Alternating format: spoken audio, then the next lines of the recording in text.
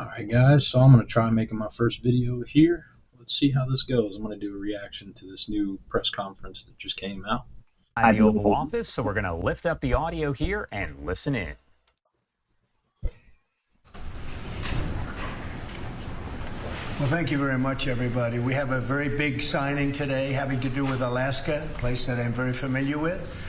And we're making it greater, bigger, and more powerful, and job producing. It's an economic gold mine, so to speak. And I signed this years ago, and Biden unsigned it for me. This was something that should have been long operating and making billions of dollars for our country and supplying a lot of energy and minerals and everything else that we're talking about.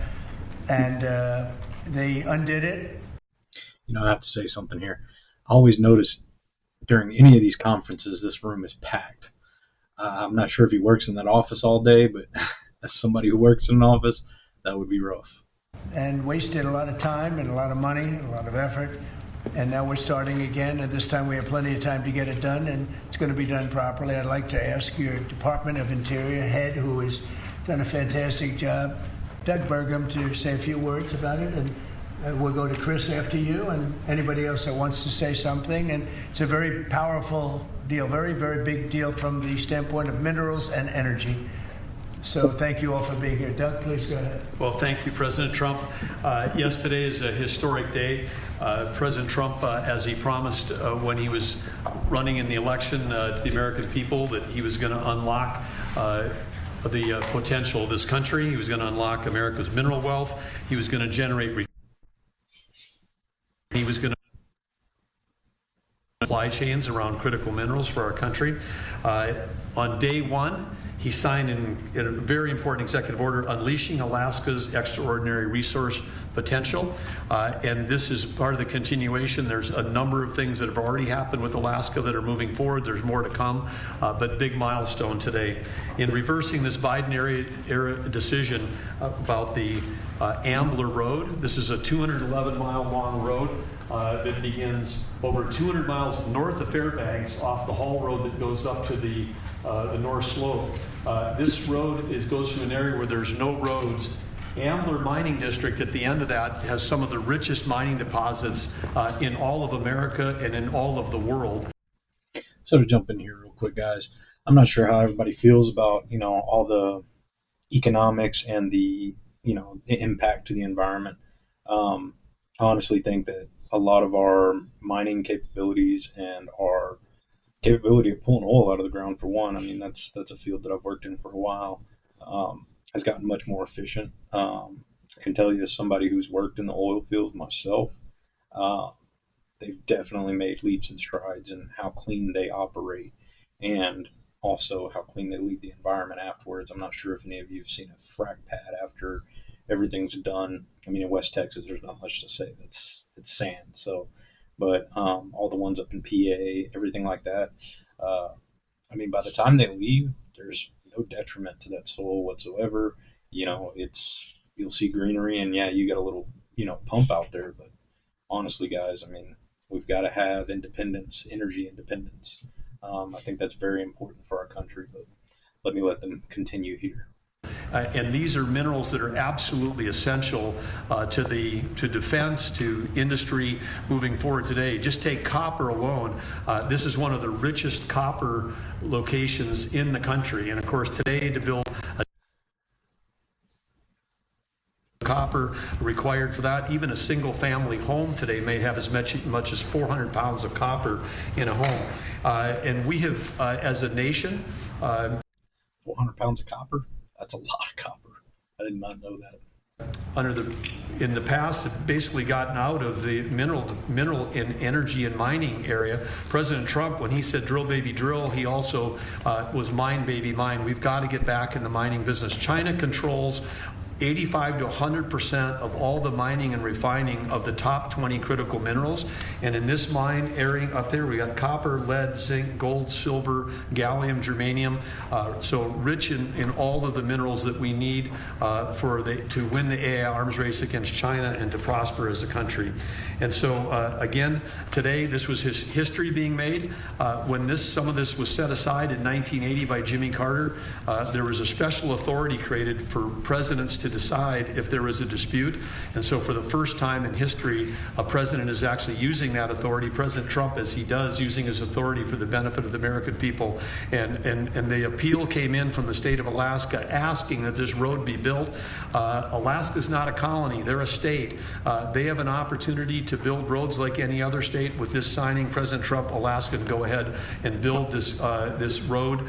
It'll be a toll road, not a public road. It's a toll road, so it'll be controlled in terms of traffic. It's a gravel road. It'll be sensitive to the environment. There'll be collaboration with the Native Alaskan corporations in terms of how it's built and how it's used, supporting the Alaskan Native tribes with subsistence hunting regulations on either side of this. But this opens up a wealth of resources. In addition, there's going to be an announcement made later today that is part of this announcement that the Department of War, the United States government, is making an investment in Trilogy Minerals. I think this will definitely be good for the Native Americans up there. I think it'll bring a lot of income for them and definitely help, especially in this economy at the moment. They're one of the companies that has mining claims in this area that is a remote wilderness right now. And again, making that investment so we can make sure that we're securing these critical mineral supplies and that ownership in that company will benefit the American people. With that, I'll kick it over to Chris Wright. Thank you, Doug, and what a huge thank you to the President today. This is a tremendous achievement for the people of Alaska. We were in the North Slope of Alaska a few months ago celebrating energy development there. They want jobs and opportunity to develop the resources on their lands. This is another major step forward. We say energy is the lifeblood of society, the circulatory system. Minerals and metals, they're the skeletal infrastructure, the physical.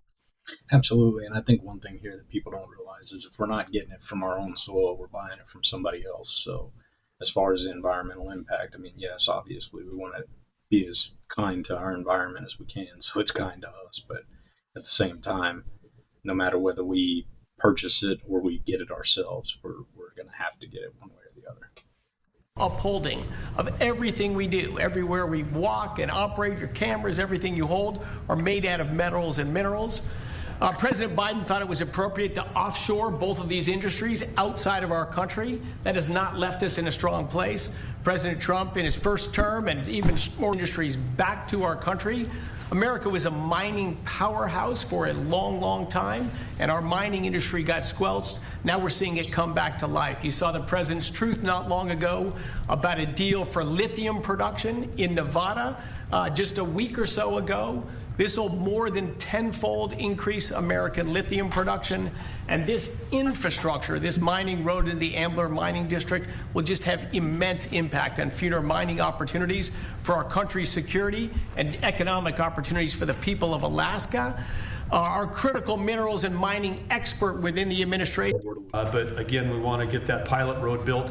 But what that does, it affects the American people, because the American country illegally. That's a pretty good number. I'm not sure even I can believe that, Doug. If you want to know the truth, zero. We want money away to other people that come pouring into our country, and they've already poured because nobody's coming into our country now. We have the border totally stopped. In fact, numbers we just announced again, we're at another zero. So we have zero for 4 months in a row. Zero people coming into our country illegally. That's a pretty good number. I'm not sure even I can believe that, Doug. If you want to know the truth, zero. We went from millions of people to zero, but it's pretty close to that number. And the way you stop them is not to give away, not to announce that you're giving everybody free health care, free this and that. But what that does is it affects the American people, because the American people are unable to get good health care. Obamacare has been a wreck, as you know, and to do that, we have to keep it propped up and do the best you can with it. It's a mess. But a lot of things are going on in that. You know, we talk about Hamas. Then we talk about negotiations that we have going on right now. We have a negotiation going on right now with the Democrats that could lead to very good things. What kind of and I'm talking about good things with regard to health care. Are you speaking with Democratic leaders? What kind of negotiations? Well, I don't want to say that. I don't want to say that. But we are speaking with the Democrats, and some very good things could happen with respect. Speaking on this topic, hopefully they're able to get something situated. Our service members need to be paid. We don't need to see hundreds of thousands of layoffs. I don't think that would be good for anybody. So hopefully the Democrats and Republicans can work together, kind of have a centrist view on this. I don't think all the infighting that we're having, especially in the past years, has been good for our country. I like to think outside the box, and I like to think that I'm middle-minded. To healthcare. Would you make a deal with them on the ACA subsidies? If we made the right deal, I'd make a deal, sure. So you would make a I mean, you have right now subsidies. You have subsidies. That's the problem with Obamacare. The subsidies are so much. It's billions and billions of dollars is being wasted. And we can have a much better health care than we have right now. And we're talking to them. I mean, I'm not saying that's going to happen, because this has also been going on, not for 3,000 years, but it's been going on for a long time. But yeah, we're talking to the Democrats. You would work to make a deal with them on. I'd like to see a deal made for great health care. Yeah, I want to see great health. I'm a Republican, but I want to see health care much more so than the Democrats. I think everybody wants to see health care. I do agree that we shouldn't be giving health care to people that haven't paid into it. However, I mean, if you're here, everybody deserves health care. That's a human right. I won't say necessarily that I believe that, we should just give everything away, but at the same time, I mean, we are all human, and we need to keep that in mind. On all of this, as you know, the American people are experiencing a lot of pain. And to top off on that, yes, insurance prices have went through the roof. Hopefully they can actually do something about that. I don't believe Obamacare helped anybody. That's my opinion on this. Any kind of government shutdown.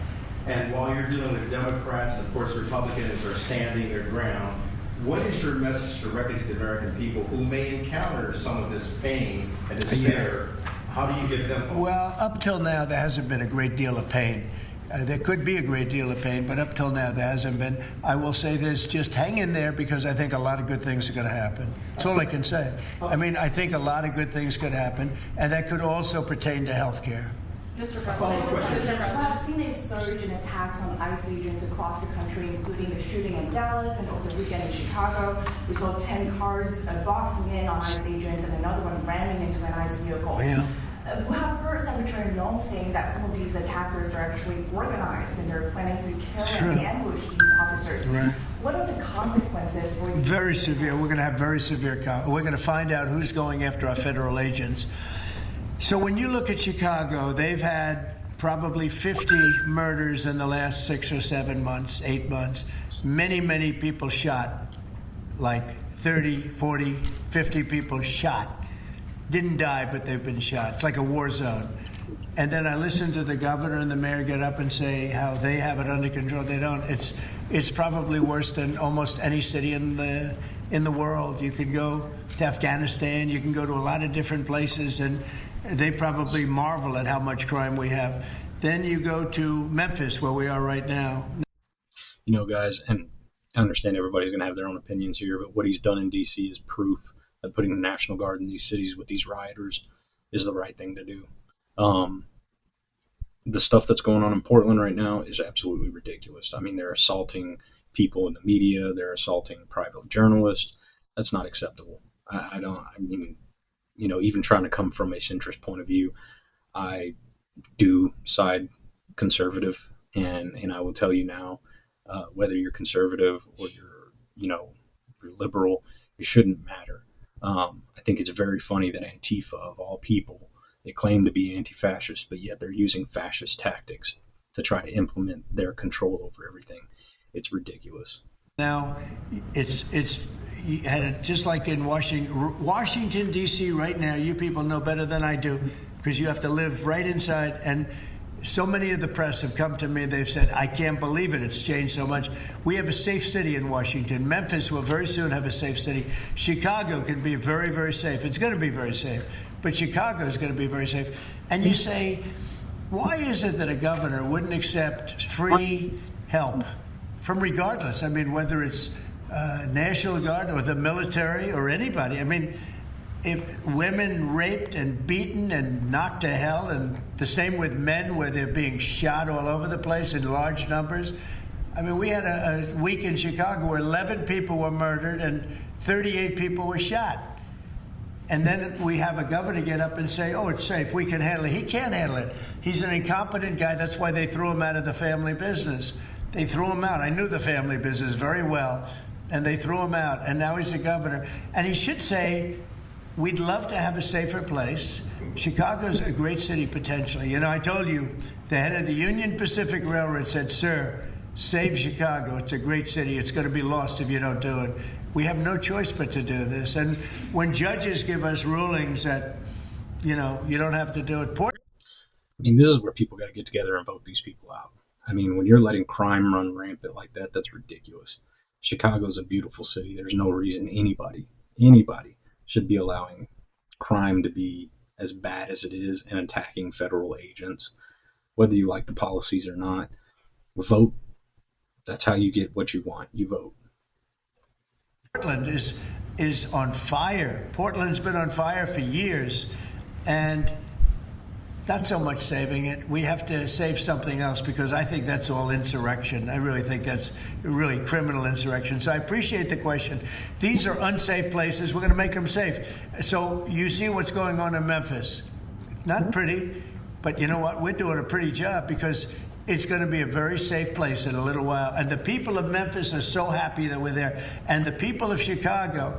So you have black women with MAGA hats on in Chicago, all over the place. They want the guard to come in, or they don't care who comes in. They just want to be safe. And they really don't care. You know, there was one woman, and she was great today. She said, you know what? I don't care if it's the National Guard, the Army, the Marines, the Air Force. I don't care who comes in, as long as we're safe. And that's the way most of the public feels. We're going to make Chicago really great again, and we're going to stop this crime. Then we're going to go to another one, and we're going to go city by city. We're going to have safe cities. And it was so great that we started with our nation's capital, one of the worst. I mean, so many people, every week somebody was killed. They'd come from Iowa, they'd come from Indiana, they want to see the Jefferson Memorial, the Lincoln Memorial. They want to see something, and they'd get shot. And you'd call their parents, I'm sorry, but your son is dead. And they go, what do you mean he's dead? Came to Washington, D.C. Not anymore. That's not happening anymore. We have a safe place. We have a safe capital. It's as safe as we have. And look at the statistics. It shows it. I mean, D.C. is the safest it has ever been. It had gotten carried away there for a while. Going to listen to a little bit more of this, kind of just see what's going on. I don't want to make the video too long for my first video. But if you're watching this, do me a favor, like, subscribe, you know, all the normal stuff everybody asks for. Trying to start a channel and you know, give a different perspective. Maybe a little conservative, but a more centrist perspective. One thing I believe our country needs to do is we need to come back together.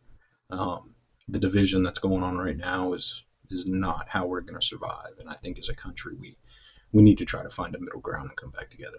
But watch a couple more minutes of this, and then we'll cut the video. Probably almost just about in the country. And if you look back 6 months ago, 7 months ago, this was a death trap. You look back during the Biden, I mean, what they did, how badly they managed things. And almost all of these cities, most of these cities are Democrat run. And we don't care, Democrat, Republican, we're going to make them safe. So we have to save Chicago. It's very important. And you can't have a governor getting up and saying it's good when 11 people were shot over a weekend. What? All right, guys. Well, you heard it from Trump himself. You know, both sides, whether it's Republican or Democrat, he wants to make these cities safe. And I 100% agree with that.